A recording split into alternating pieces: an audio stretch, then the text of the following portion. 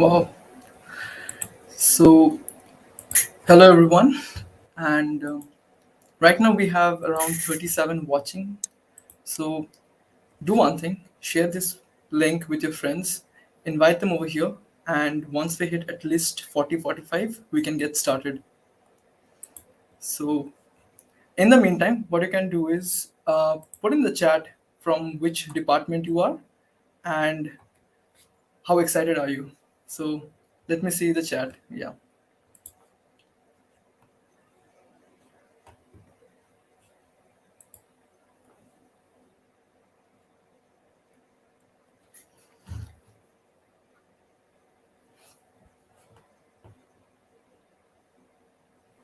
Hi Shudeshna. Hi um, Pinky. Wow, we have Tony Starks with us.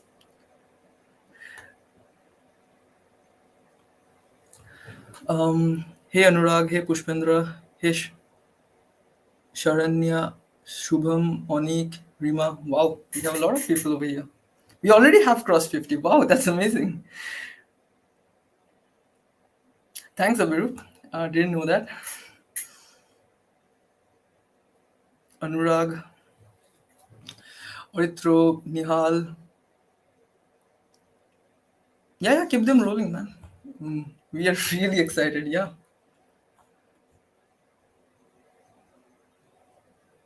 Hey Samit. So, if your friends haven't yet joined, share the link with them, invite them over. Uh, it will be a blast. So, we'll just wait a couple of few more seconds. We have 62 watching. Let's see how. Sanjana, how much do you think we will hit? What's your approximation? Maybe 100. What do you think? Yeah, like sure. I'm looking for 100. Yeah. I'm just sorry. Is my voice clear right now or? Yeah, I can hear you. Okay. I just realized my headphone jack was not connected. It was just catching from my computer's microphone. Anyways, so we have a bunch of people. Wow. So I guess we have 67. Let's hope to hit 70 and then we can get started maybe. Come on, 63. At least hit 64. That's a special number for computer science students.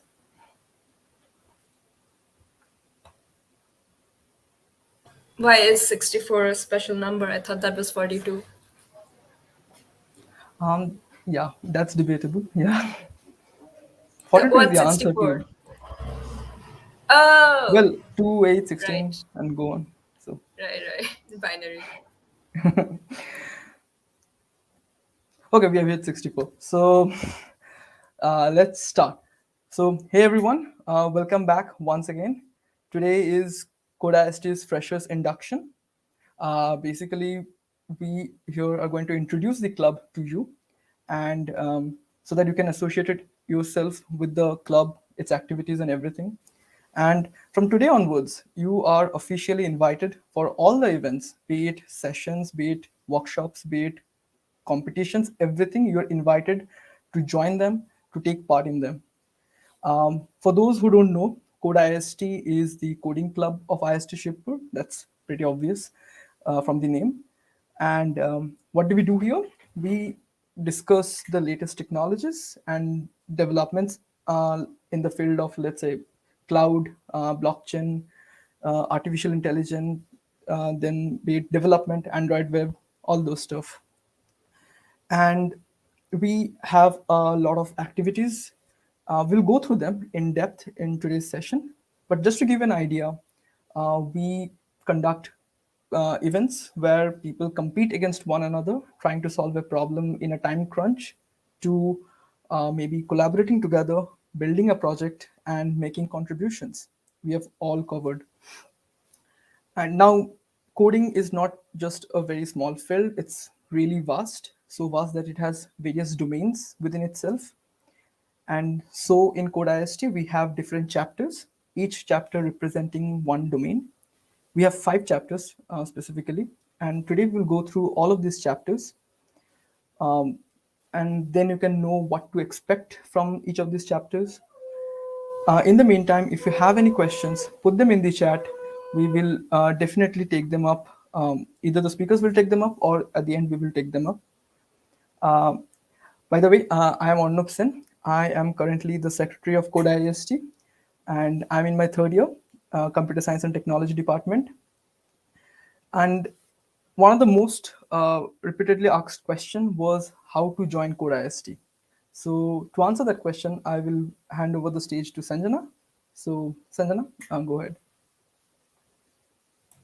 Hello, everyone. Nice to see so many people from different departments, not just computer science and IT. And I hope all of you stay in the club and participate in the future as well.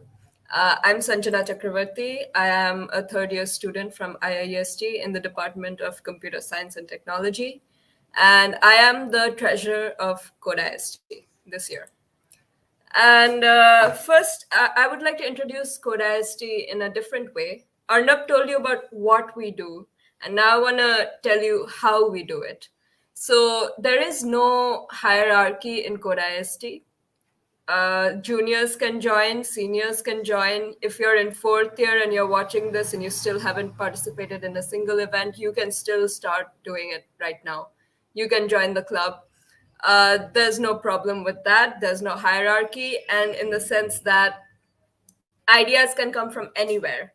You could, you started coding last week and you came up with an idea, and that will be respected.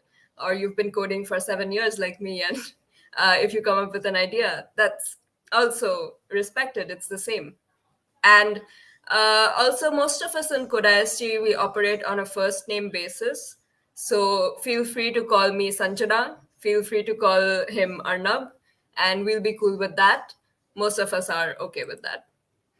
And more importantly, recently in CodeIST, we've been involved in diversity initiatives, especially including people, and not just women, but also people who are not in CSRIT departments. We know that it is especially difficult for you to follow technology outside of your syllabus, because a lot of the things that we do in coding we cover in our syllabus in CSRIT departments. And I know it's double the work for you to keep up with your own departments, and on top of that keep up with coding, and we respect you for that, and we encourage you, we welcome you, and we will help you with whatever problems, whatever doubt you have. This is an open club. This is open to all departments. Anyone who wants to code, anyone who likes to code is welcome. Now, finally, how do you join the club? CodeIST is unique in the sense that This is, I think, the only club in IIST which is an open club, which means we do not have a fixed number of members.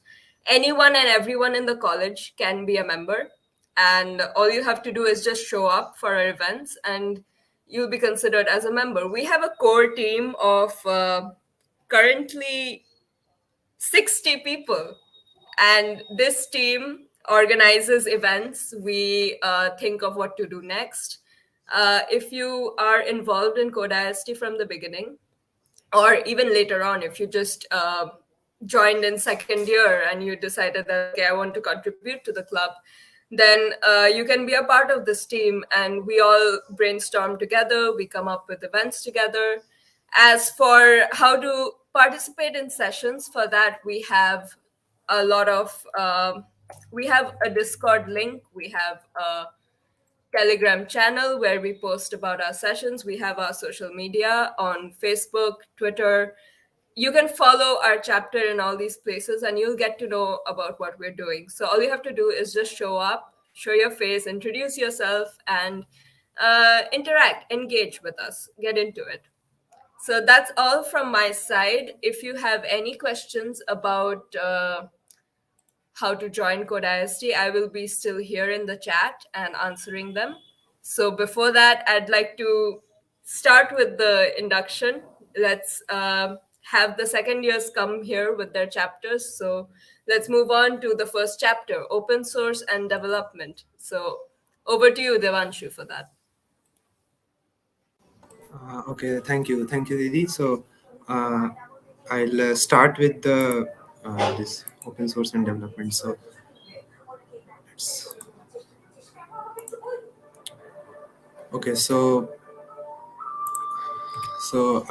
Good evening, everyone. And I'm Devanshu Chatterjee from Information Technology second year, and I'll be introducing you all to the OSS and development chapter of CodeIIEST. So let's begin with that. So you all must be thinking that what is OSS and development. So basically, I'll be talking about OSS and development separately, although they are very much related to each other. So what exactly is OSS? So OSS stands for open source software, which implies that any software which can be like for which the source code is free, publicly available, and it can be inspected, modified, and enhanced by anyone. So anybody can use an open source software for free. They can contribute code to it, and they can modify its features. Now, let's discuss about what's the difference between open source software and a proprietary software or a closed source software. So a proprietary software belongs to a certain organization or a publisher, and only the developers working for that organization are allowed access to the source code of that software. Apart from that, generally a proprietary software comes with an EULA or an end user license agreement, which does not allow people to make any modifications to the software legally. Whereas an open source software is free from such issues. It can be used like everywhere. It has freedom to modify or enhance. It has like no hidden functions or features. So and the best part is that it's free. So some proprietary softwares are also region logged, so they are not available at all places in the world. Whereas for open source softwares, they are also guaranteed stability and security. Because let's say if you are working with an open source software and you are a developer, you definitely want it to remain compatible with all the latest hardwares or the operating systems which are getting released in the market. So you will definitely contribute. You would try to contribute to it to keep it compatible. And in case you come across any loopholes or security issues in that software or any kind of bugs, you would definitely want to report it to the community and get it fixed as soon as possible. Maybe you would have them implement your own fix if the moderators like it. So when it comes to open source software, there is always an active community that manages the software, which generally includes the owners who initiated the project, along with some of the most active contributors. So whenever you are making any kind of contribution or any kind of modification to the software, any kind of modification to the software, so you would like the moderators generally review them and before getting added, before they get like incorporated into the actual release version. So how open, let us like tell me like tell you all about how open source started. Like there was a time when open source software didn't exist at all. So in the late 1960s, when the hardware was developing very rapidly, companies started investing a lot of money into developing software as well. So they wanted some kind of returns on all these investments. Now, this was started by AT&T, which stopped free distribution and started charging for patches to the Unix OS, which was the most popular operating system at that time. Apart from that, in 1976, Bill Gates wrote an essay titled "Open Letter to Hobbyists," in which he expressed his discontent at the widespread sharing of Microsoft's product Altair Basic, which was an interpreter for the BASIC programming language. Then in 1983, Richard Stallman started the GNU project, which was aimed at writing a complete operating system which was free from any kind of constraints on the use of its source code. And this GNU project gave a huge boost to the free software movement, or which we now call as FOSS, or the free open source software. Now, when we are talking about open source software, we can't help but discuss about Linux.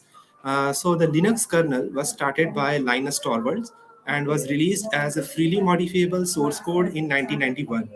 The Linux kernel is now the biggest open source software in the world. The Linux kernel has over 27.8 million lines of code and 12.2 thousand contributors. Now, many different operating systems are based on this Linux kernel, and these different operating systems suit different needs and preferences. There are different use cases for every different flavor of Linux, as we call them. So, some of them, like as you can see, I have listed them here. Some of the most popular ones are Debian, Fedora, Manjaro, Ubuntu, Kali Linux. So, yep. So, how to begin contribution to open source software? Now, to begin contribution, you actually need to know what that software is. So, start by using that open source software first. And as you use it, you may find like something is missing, or you may feel like you want to get some feature added to it. So, when you find out what you actually want to get added, you can go ahead and learn the technologies used in that software, and then understand how version control works, and begin by going through the code base of that software. Once you do that, you can start engaging with the developer community, which is already contributing to that project or the software. Maybe get your doubts resolved, or maybe if you want to get some help to set up that project on your local machine, the community is very helpful and they will definitely sort out all your issues. And then you can go ahead, code your feature and make your contribution, and the moderators would like if they like your feature, they like there are no merge conflicts, they will definitely merge your PR, or what is called a pull request in terms of open source software. So that's it for open source. Now let us discuss about development.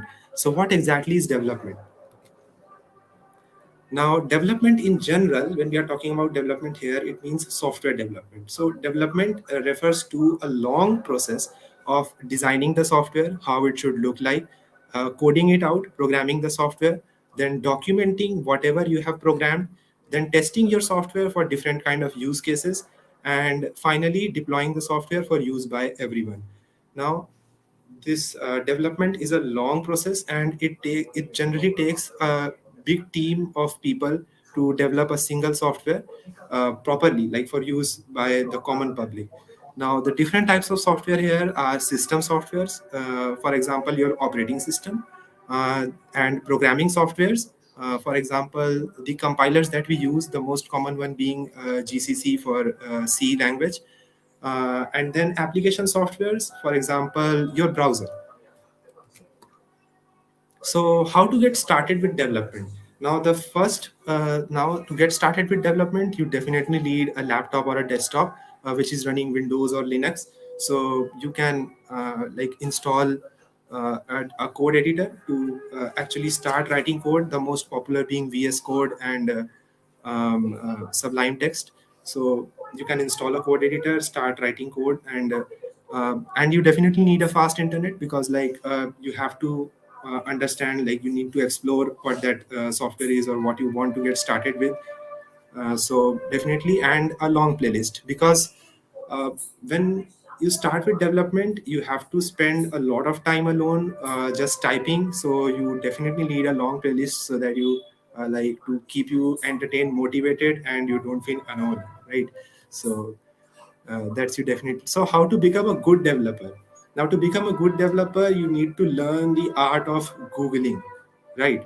So whenever you are in any kind of trouble, it is 100% possible that someone in some other part of the world has faced that same issue doing the same thing that you are doing right now. So a quick Google of the error definitely gives you your answer, and you can simply implement it or try to understand by reading out what that error is or how can you fix it. So googling your questions or finding out solutions through the internet is definitely an art to learn, and it will really help you become a good developer very quickly. Okay, so now I'll be like, here are some of the like web development technologies that are generally used. So the basic is HTML, CSS, and JavaScript. So HTML is not a programming language; it is a markup language. So HTML provides the bare bones structure of the web page that you see. CSS helps us to beautify it by adding different colors and padding, margins, everything. And JavaScript is used for actions. So JavaScript provides all the actions that you see on the web page. Now that's just the basic web page. Now, but developers want to make web pages quickly and efficiently, right? So they use different kinds of tools or frameworks or libraries to get this job done. So some of the most popular ones are React, Vue, Angular, and Svelte. Now these are just for front end, so you can just design the different elements that you see on the web page right now. However, your web page also needs a backend that will communicate to the server or get your data. So the backend, so most common technologies used for backend are Node.js, which is based on JavaScript, along with Flask and Django. So these are based on Python. Apart from that, you also need a database to store all the data, which can be displayed on the web page. So there are two types of database technologies. Most commonly used are like the SQL and NoSQL. So for SQL, you can go with PostgreSQL or MySQL, and for NoSQL, the most popular one is MongoDB, which is again based on Python. So here are some of the app development technologies. Now, app development is generally for the two most popular platforms, that is Android and iOS. So for native Android development, you need to learn Java and Kotlin, which is used for native development for Android apps. And for iOS native development, you need to like understand Swift and Objective C, which is used in native development for iOS apps. Apart from that, there is React Native, Ionic, and Flutter, which can help you to develop apps which can work on both Android and iOS. So apart from web development and app development, there are other types of development too, like game development and application development, like the applications that you use on Windows. So for game development, you also need a strong understanding of physics because they use a lot of that. So we like I won't be discussing about them here, but you can definitely check those out if you're interested. So here is the our CodeIIEST organization on GitHub. I have also given the link here, so you can go and check it out. There are a lot of beginner-friendly projects to which you can contribute and make your first PR. If you haven't made any PRs yet, you can definitely check out all the projects on our CodeIIST repo organization, and maybe pick one and make your first PR. So go ahead and check it out. Also check out our website. I think you are already given the link in the chat. So here are some of the upcoming events planned by the OSS and development. So there will be sessions and workshops. Uh, like we can take sessions on Git or version control and different kinds of like Flutter or maybe React sometime. So doubt clearance, we already have our Telegram channels. You can post your doubts here, and we'll get them resolved. And we keep posting opportunities available in this OSS and development field. So you can also join our Telegram channel for that. Competitions like the portfolio contest, which was held last year. So that was a lot of people made submissions to that, and we got to learn a lot. So, and then we have also planned Winter of Code if that happens. So you all would be motivated uh, pushed to make contributions to our CodeIIEST GitHub repo. So projects are planned for that as well. So here are some of the opportunities in OSS and development field. So like the Google Summer of Code, I think a lot of people have already heard about it here. Then there is the Alibaba Summer of Code, Major League Hacking or hackathons. Now, hackathons are really important if you want to go ahead with development. So they really push you to learn a lot in a very short amount of time. So if you're interested in web development or app development, you should definitely try to take part in hackathons and maybe also try to win them. It definitely adds to your resume. So then there is Google Season of Dogs and Hacktoberfest, which is an open source festival. More than 50,000 people take part in this every year, and they make contributions to different various projects on GitHub. Then there is the Outreachy open source program as well, which you can check out. So yeah, that's it from my side. You all can drop your questions in the chat, and we'll be taking them at the end of the session. And now I'll pass the mic to Anoushka, who will introduce you all to the competitive programming chapter. Thanks, Devanshu.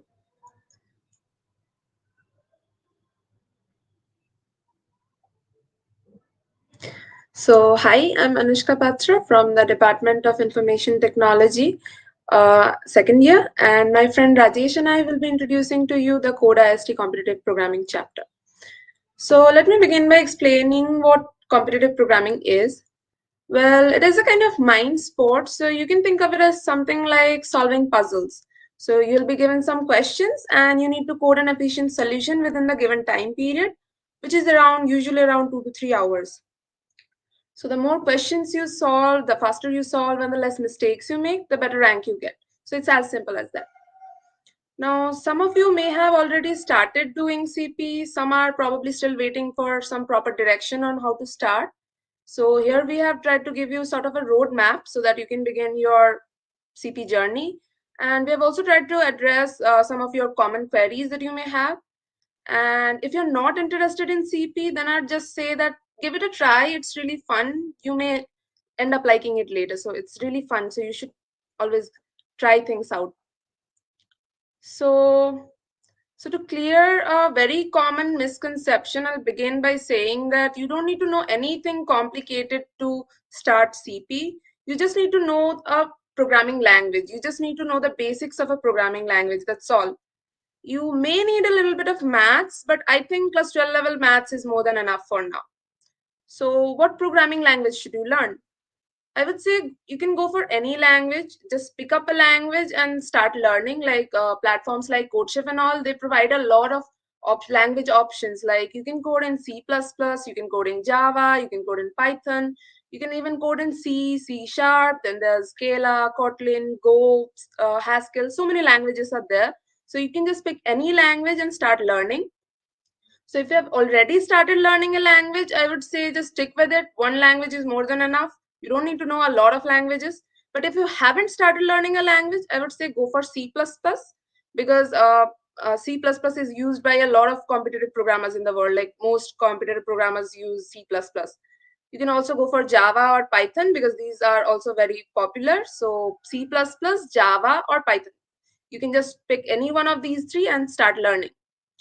So topics to begin with, I would say, like I said, just clear the basics first. Learn the basics like what is there? Conditional statements, then loops, then strings and arrays. All these things are enough to start CP.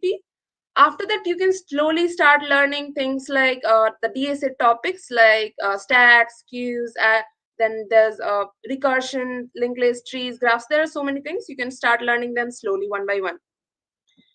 So I have been saying DSA quite a lot. So, what does DSA mean and how is it related to CP? So DSA means data structures and algorithms. Data structures means the way we are storing or organizing our data. So suppose you have a pile of books, you can just arrange them all on the shelf or maybe just stack them on top of each other or maybe just lay them all on the floor. So you can arrange it in the way that helps you the most for that particular purpose. So that's what is data structure. An algorithm means a sequence of operations. So suppose you are taking the book from the shelf, you are reading it and then placing it on the table. So you are doing a series of steps. This sequence of steps is called an algorithm. So these things are nothing but just a tool. Like DSA is just a tool used for problem solving. You can use a lot of other things for problem solving. You can use maths. You may need bit manipulation. You may need dynamic programming. So there are a lot of things that you can use for problem solving, and CP is just problem solving. So the question is DSA important for CP? Yes, it's really important. It's a very important tool of CP. You'll need it for solving questions. But the question is, do you need DSA to begin with CP? I would say no. You just need to know the basics. You'll learn CP along the way. You'll learn it along the way. You don't need to worry about it from now on. So there are a lot of platforms that you can use for learning these things, like on HackerRank. There are separate sections for learning a language. You can use that for practicing questions. On LeetCode, LeetCode is the best for DSA, so there's no question about that. For solving questions for contests, you can go to CodeForces, CodeChef, AtCoder. And now pair programming can be something that you may not know about. So pair programming, it just means that you are coding along with a friend. So you're just coding along with your friends and reviewing each other's code so that you can discuss and learn together. So on binarysearch.com, you can create a room, you can invite your friends and solve questions together. You can switch between tabs and see each other's code. And then you can discuss the things on voice call. So there are a lot of options. It's a really amazing platform. You can just give that a try. And then there are a lot of beginner contests that you can get, beginner level contests that you can give. For example, the CodeChef long challenges. Those are really good. There are also like CodeChef starters. Then there's CodeForces educational rounds. Yes, and there are CodeChef Division 3 contests, like Division 3 contests of CodeChef and CodeForces. You can give that. And there's AtCoder beginner contest, lead code weekly and bi-weekly contest. So there are a lot of contests that you can give right now. And Division 2 contests, after you have achieved a certain level of proficiency with these things, like after you have increased your rating by a certain amount, you can go for the Division 2 contest on CodeChef and CodeForces. So there are a lot of contests that Google also takes, like Kickstart, CodeJam, and Hashcode. So Kickstart is from February to November. So it's held every month in between that, like once every month. So the registrations are open. You can just go and register right now. And CodeJam and Hashcode are once a year. So Hashcode pattern is a little bit of different, but we can discuss that later on in some other session. So Hashcode is on 24th of Feb. So you can just participate in that. You need a team for that. I'll just say that give it a try, just participate. And there are other contests like Facebook Hacker Cup, CodeChef Snackdown. These are also once a year. These are really good. You should participate. And then there's ICPC, like the International Collegiate Programming Contest.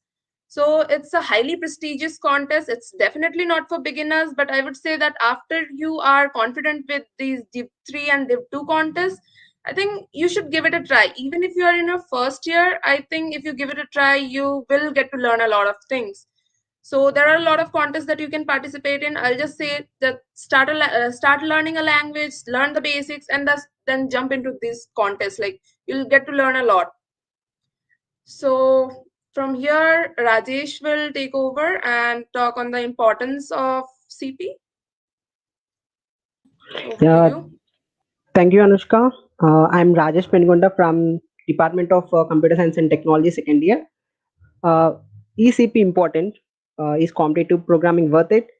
Yes, it is very important and it is very worthy. By learning CP, your DSA will become very stronger.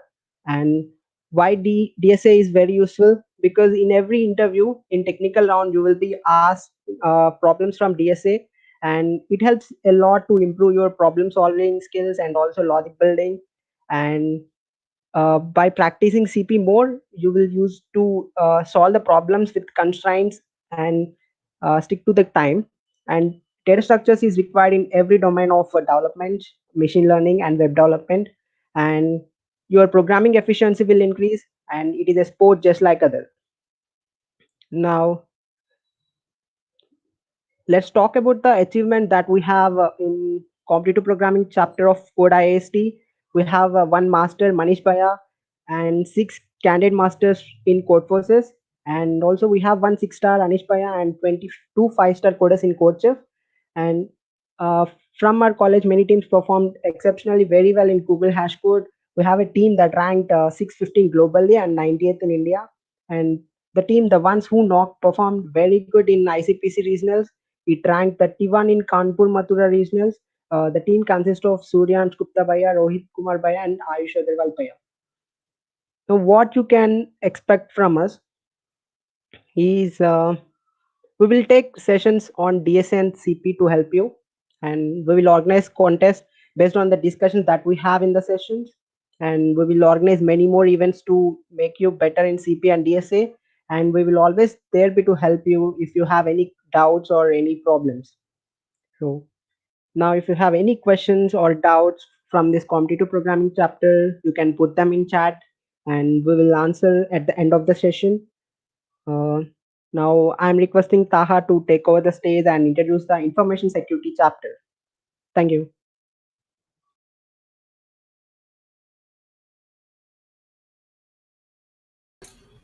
Okay, thank you for that. Hi guys, I'm Taha from Computer Science Department second year, and I'll be talking about the information security chapter. Okay, so I'll be going over the basic information about what this chapter is all about, and I'll also be talking about CTS, capture the flags, and towards the end of the session, you guys will be provided with amazing resources for further exploration in this domain. Also, the club will be organizing a lot of events and they'll be always there to help you out.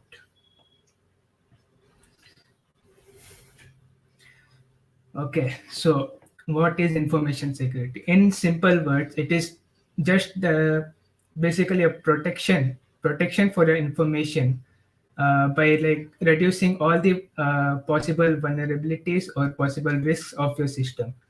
And the main goal for information security is that following of CIA triad, in which C stands for confidentiality, which is basically protecting your user data. Integrity is like making sure the data does not get corrupted or changed by a third party member. Or availability is like just making sure data is available on demand. So here's a quote by John Erickson quoting, hacker is the term for both those who write code and those who exploit it. So basically, during this cycle, the code actually becomes elegant and there are a lot less vulnerabilities in the end. Okay, here's a list of some famous cyber attacks in the history. If we talk about the Melissa virus,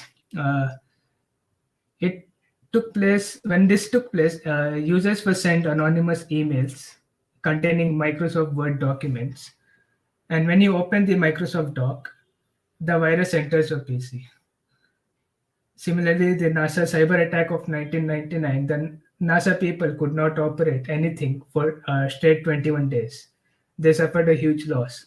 The rest of the attacks are similarly. Uh, if you see the WannaCry ransom cyber attack of 2017, it used the Eternal Blue exploit to target the US government, and globally the loss was about 6 billion US dollars. And if you look at the recent times, the recent attacks, you may see Log4j vulnerability, which is basically targeted towards Log4 shell, which is a Java framework. And though it existed since 2013, it was recently discovered and rated with a high score of 10. That is too high. Okay, capture the flag. This is basically a competition for hackers, or you can participate with a team of hackers. And in order to gain points for the competition, you have to find hidden flags across various challenges. And also remember, the main goal for this competition is not it's never about winning. It's always about having fun and learning a lot of stuff before you leave. So here's a video that will be showing how CTF works, the environment in it.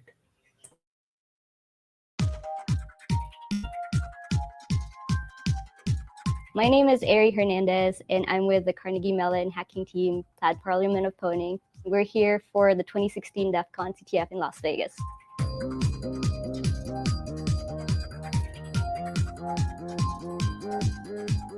Capture the flag is when you have a bunch of programs that are running and they're protecting some secrets, and your job is to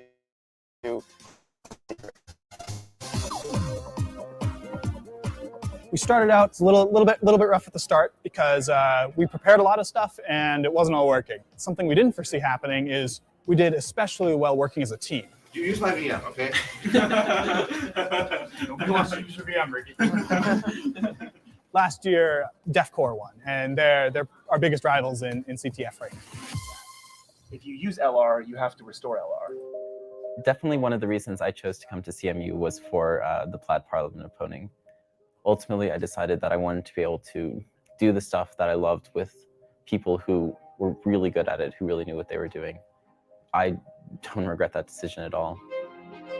The evidence clearly shows that CMU has been doing incredible things in computer security. So PPP, they started out pretty strong, and it looks like they have a pretty good lead. We think PPP is going to win for the third time in 4 years. Feels great to win DEF CON again.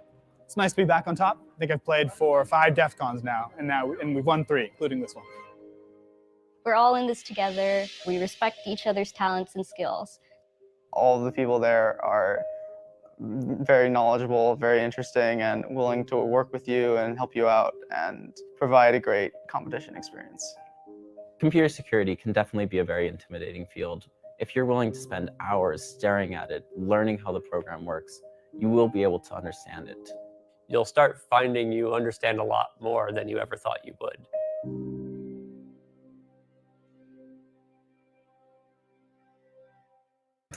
Okay, well, that was good. Now moving on. Okay, Pico CTF. I would like to tell you guys something about this CTF. This is the CTF conducted by the same university, Carnegie Mellon University, the one you saw in the video. And I would recommend every one of you to take part in it, even if you don't have any information about this field. You will learn a lot of things if you join a CTF, and this one is basically for beginners. So, and it's free of course, so give it a shot. Okay, here are some achievements by the club, and you can see that we came second at a mini capture the flag held by NIT DGP, and we came first as well as second in the CTF conducted by Technology. That was recent. I was a part of it, and it was a great experience. And we also came fourth in 36-hour Jeopardy style CTF held from 13th to 15th March. Also, the Pico CTF I mentioned earlier is maybe it will be held on March 15th. So yeah, you have time. Okay, here are some awesome resources. I think you guys will receive them towards the end of the session.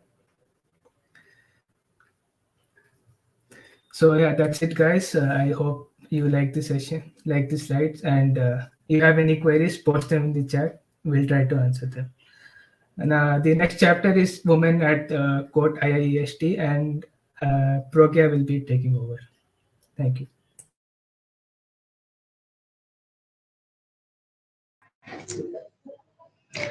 So, hi everyone. Good evening. I hope you have been having a great day. I am Pragya Chakraborty, a second year undergraduate in the Department of Computer Science and Technology. I'm an incoming step intern at Google for the summer of 22, and I'm the lead of the women chapter of CodeIIEST. So, the first question which you might have is, why do we need a women chapter? We have chapters for machine learning, for competitive programming, for web development, for information security, and women are already part of those chapters. So, why do we need a chapter dedicated exclusively to women? In college, as you might have noticed by now, the gender ratio is pretty skewed, and that's true for most technical colleges. For example, in our CS batch, we have 100 students around, and I guess 18 to 20 of them are girls. This is one of the reasons because at CodeIIEST, we want to create a safe space for everyone and look to the fact that no one feels discouraged owing to the lack of representation. Having said that, the tech industry has been putting significant effort into making the space more inclusive. There are a lot of opportunities like scholarships, fellowships, mentorship programs for women. For example, you have under the LinkedIn coaching program, you get to network with and be mentored by tech leaders from LinkedIn and also get an opportunity to interview for their summer research internship. Under the ETH Women Fellowship program, it's an 8-week mentor-led program for women to shift into the Web3 development domain using Ethereum. For scholarships, for example, you have the Generation Google Scholarship for women in CS and closely related circuital branches. If selected, you get $8,000 and Google actually flies you on an expense-covered trip to their headquarters. And you get to interact with professionals, your fellow scholars. They also have sessions to prepare you for all the competitions which Google organizes, which Anoushka spoke about, like Google Kickstart, Hashcode, CodeJam, and so on. Under Adobe India Women in Tech Scholarship, you also get a mentorship under a senior tech leader at Adobe, and they cover your expenses and tuition fees for the entire remainder of your university education. Plus, you have a chance at an internship at Adobe for the coming summer. Talking about internship opportunities, you have Google STEP program, Amazon Wow, Flipkart Runway. But here I would like to mention that not all of these opportunities are exclusively for women. In fact, quite a lot of these fall under the general umbrella of initiatives to empower historically underrepresented communities in tech. And people of color and women happen to make the greater portion among them. So you see, there are so many great opportunities, but a lot of times girls are not even aware of these opportunities, so they miss out on a lot of them, unfortunately. This brings us to what we do under this chapter. Under this chapter, we have sessions with scholars to guide you through all these different opportunities. We have interview prep sessions. You can get your scholarship essays and your resumes reviewed by us. We have sessions on data structures and algorithms. We have mentorship programs. We organize hackathons and a lot more. Plus, in alignment with empowerment endeavors of Google, we also organize I'm Remarkable sessions. We'll just play a short clip to make you guys aware of what the sessions are about.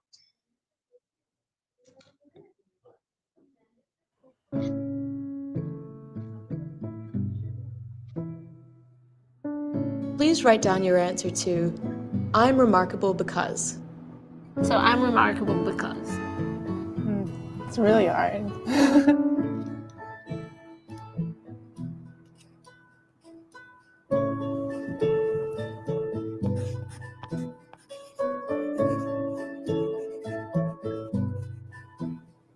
Okay, I'm done. How did it feel to write it?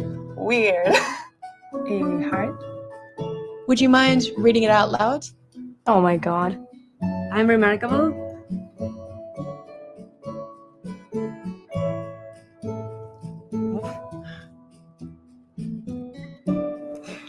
I'm remarkable because all the kids that I have taught actually love me and they still remember me till this day. After I turned 40, for the first time in my life, I also tried things that I'm not very good at.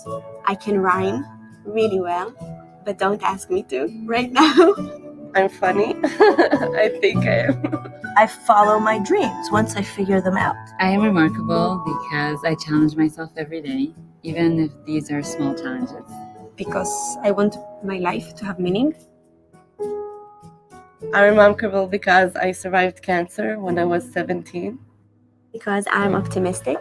When I'm in tough situations, I stop and I smile. I'm a pretty good mom.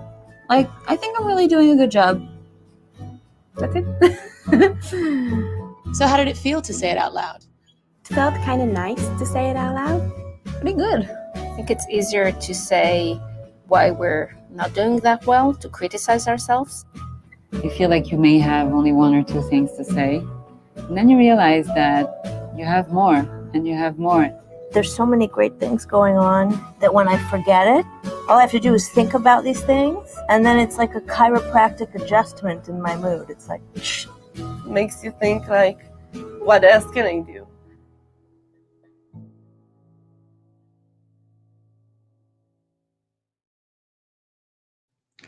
I had the pleasure, I had the opportunity of attending an I'm Remarkable session when I was in my first year of college. And one of the lines that really stayed with me was that it's not bragging if it's based on facts. So this is a initiative which I feel is really important to make people aware of why we are so remarkable in our unique own ways. We actually have three I'm Remarkable facilitators from second year itself, like Anoushka, Amrita, and I think Anubhav. So yeah, these are some of your seniors at under the women chapter of CodeIIEST. There are a lot more, and you will meet and interact with all of us in our sessions and activities. So basically, at women chapter of CodeIIEST, you get to network and work with a community of brilliant, like-minded women. It's a safe space, to ask for any sort of help, guidance, doubt that you might have. You can always come to us. We are a fairly new chapter. We just started last year under CodeIIEST, and we are super excited to welcome you to the team. I'll float a form and we'll make a group soon. And I encourage all girls to join the chapter.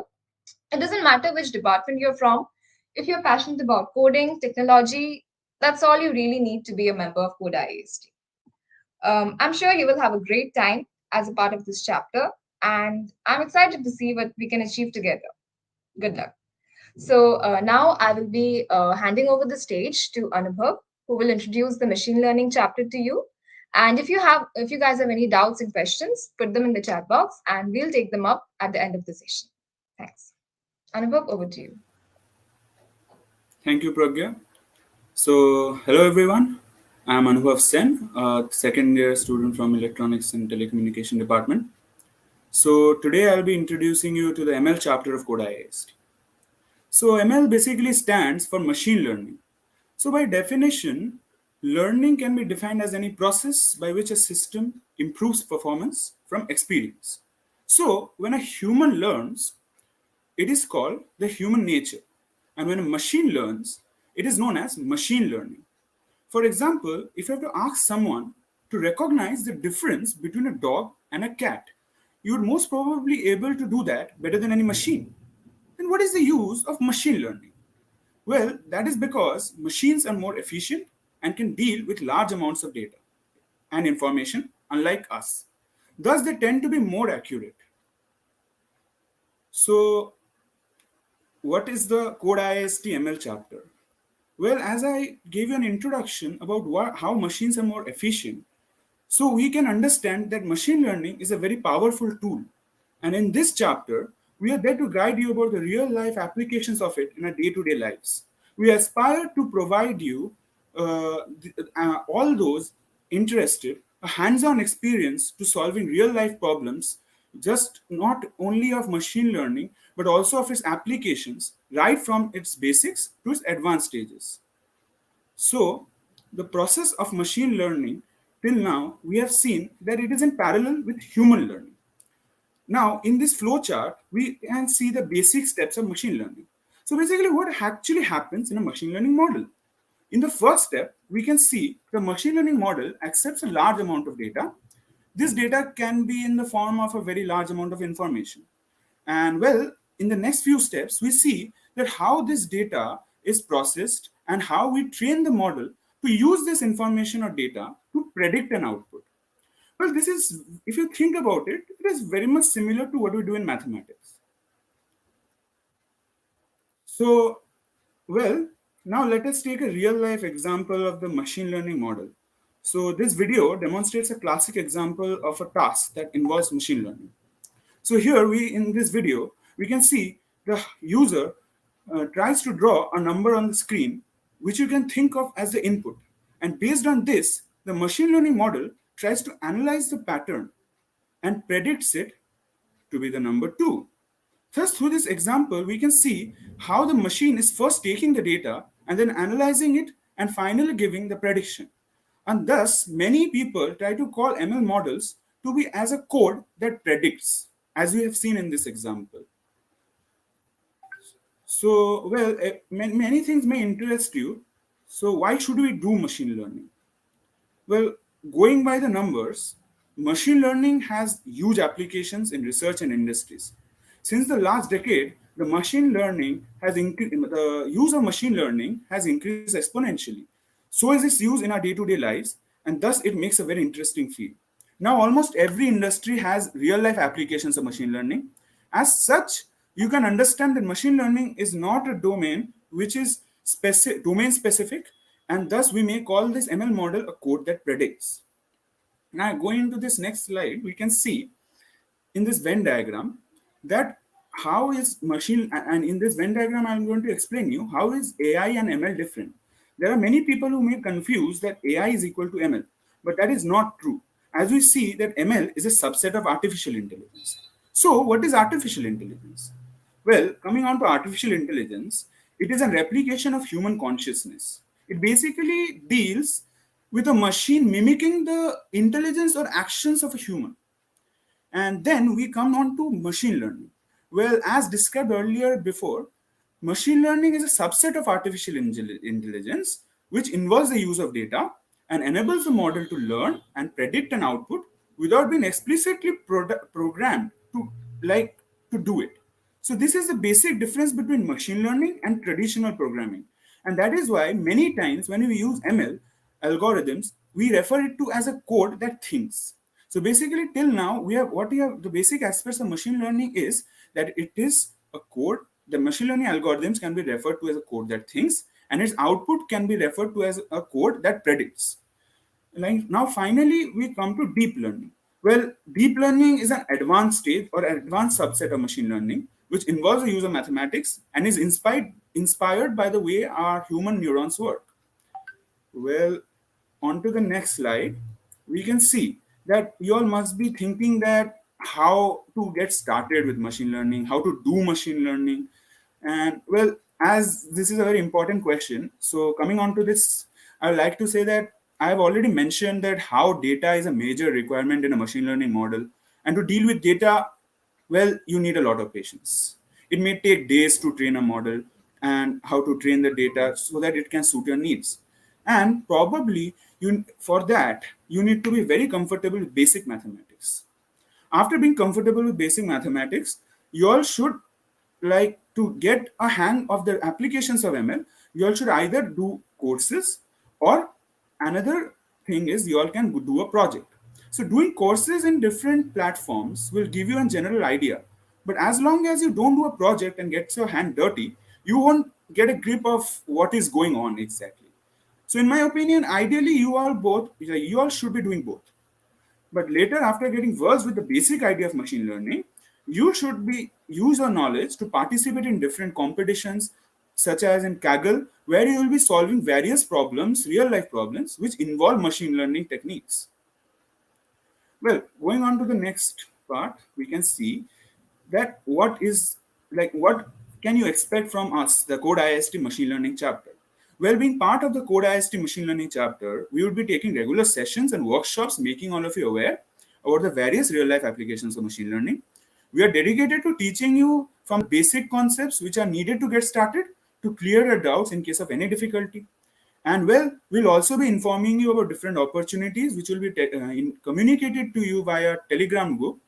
And well, this will make you ready to solve real life problems which use ML. Well, coming on to this, we can see we are coming on to the achievements of the club. We have several seniors, alumni, and batchmates who have contributed in prestigious open source programs. Many of them have got prestigious research internships in India and abroad, while they have contributed to products and models which involve different machine learning applications. So, definitely, we have a very successful chapter here. So, now with this, I would like to end the the part of my the machine learning chapter in introduction. And if you all have any questions, you all can ask them, and we will be taking them up now.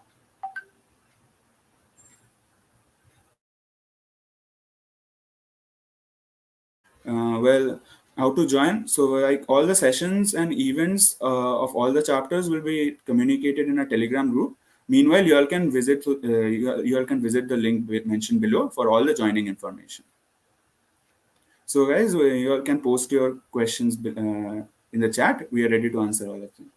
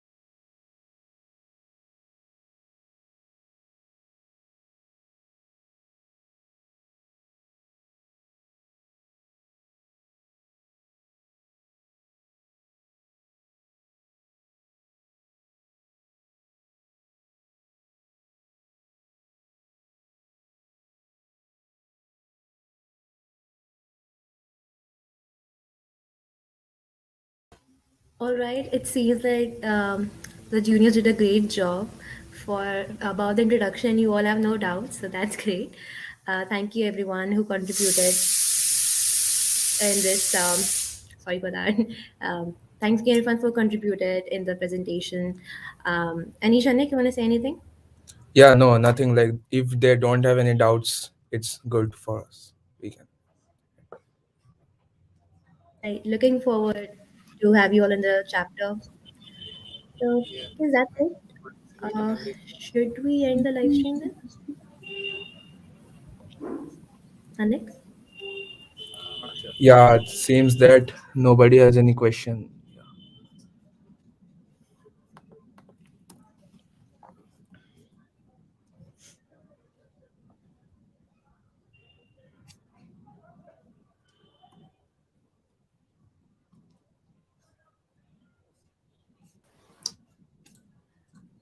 Sorry. Just see Anisha and Vibhati. I can see only.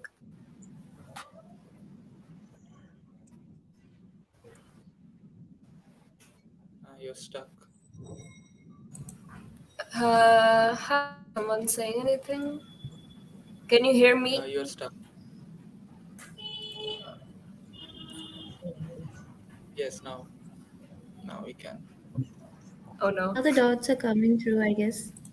I see some doubts here. How much knowledge is required to contribute Right. in open source? Anik, you want to take that? See, what is this chat? Anyways, to start contributing to open source, make sure to learn at least one language properly, Who and can hear you me?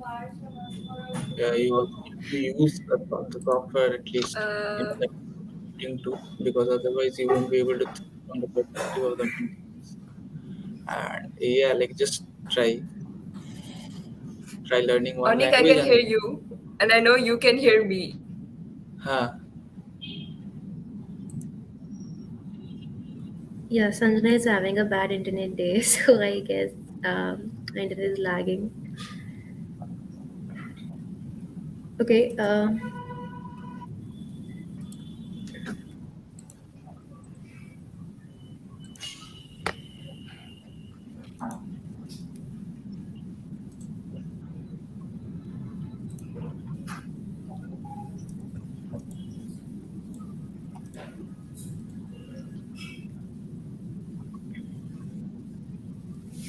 okay, so we have like a lot of M related doubts are coming. Sanjana, can you hear me? Just like give me a thumbs up because your video is lagging. I think she can't hear us. Okay.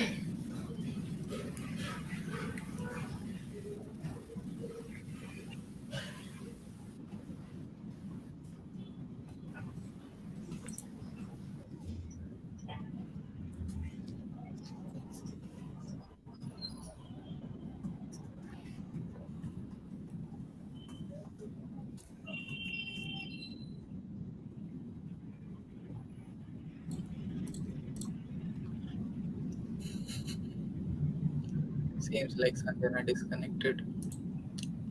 Right.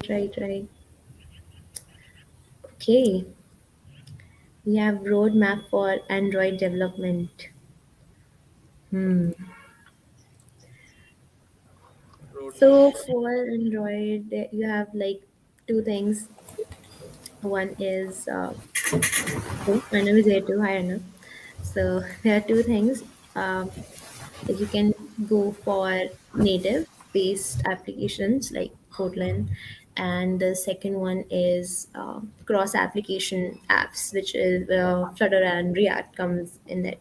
You can just probably search about it. Like you will find plenty of very detailed roadmaps about it, and we are going to have something really soon regarding the kind of app development thing um in our sister club, so do keep an eye on that.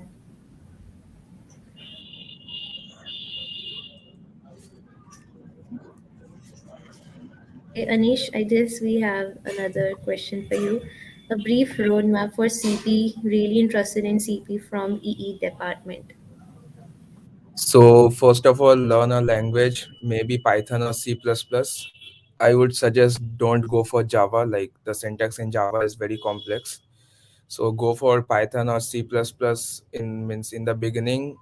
Learn the syntax, for loops, if else, well, like also learn some STL or libraries of that. For example, STL for C++ and for Python there are various libraries. So learn those, and then you can start practicing in lead code first, because lead code is easier to start. And then after you have done some lead code, and let's say you have participated in some lead code contests, so after that you can go to code forces or code chef and start practicing problems and giving contests. So like this you can get started, and you don't need to do anything else, like continue this for a year, and that will be enough for CP.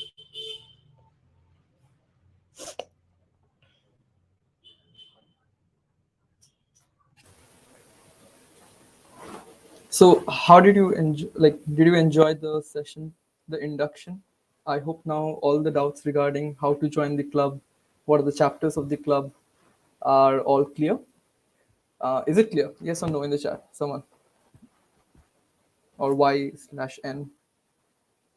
And also mention which chapter are you looking forward to join, which chapters are you looking forward to join, because you can join as many chapters as you want. It's There is no restrictions or limitations. So which chapters do you want to join, and yeah, what are you looking forward to?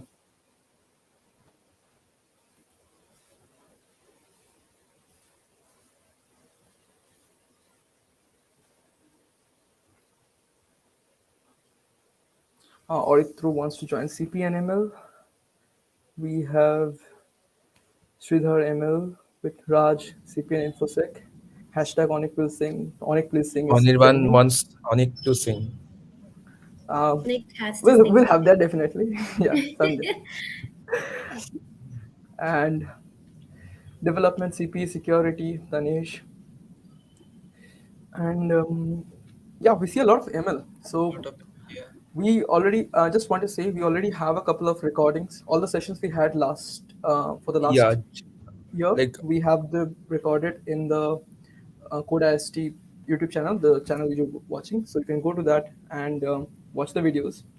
But that doesn't mean we won't have sessions. We will have sessions again, and the sessions will be conducted by us or your immediate seniors.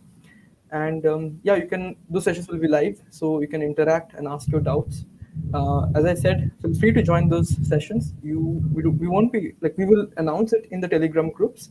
So yeah. I Yes, Anish, you see. were saying something?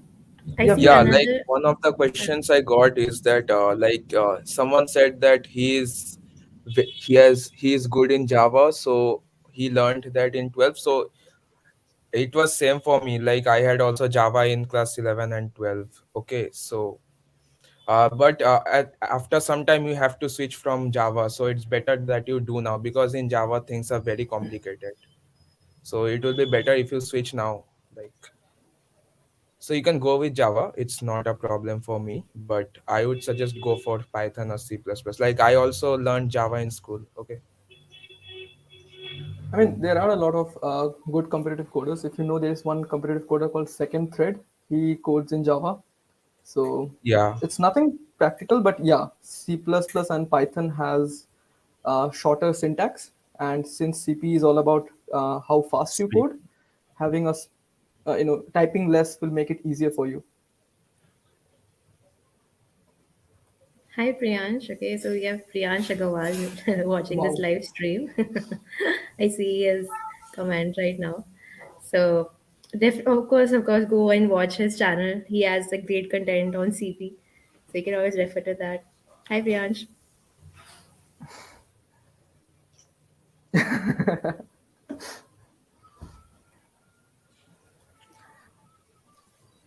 With that being said, we will just conclude. We have been doing it for the past almost an hour, maybe right now. So if you still have questions, I am repeating once again, just join the Telegram groups that we have created. All the links you will find in the codeiest.bio.link, and join them, ask your questions. We are all there, and we will be more than happy to answer all your doubts. And we will keep sessions maybe next week onwards or after your exams are over. So I hope you learn from being a part of this club and it helps you in your career. And yeah, that's it from my side. Thanks for being an amazing audience. Thanks for interacting with us. Um, Anish, Vibali, Onik, do you have anything to say? Yeah, Not nothing for much. me. We can end. Yeah. Onik, will you sing or we have to just end? You won't sing. Okay. You should have. You guys should have spammed more. If you had done spammed more, then he might have sing. But anyways, some other day. With that being said, bye everyone. Uh, Thanks for joining for the CodeIIEST Freshers Induction. See you in the sessions. Bye everyone.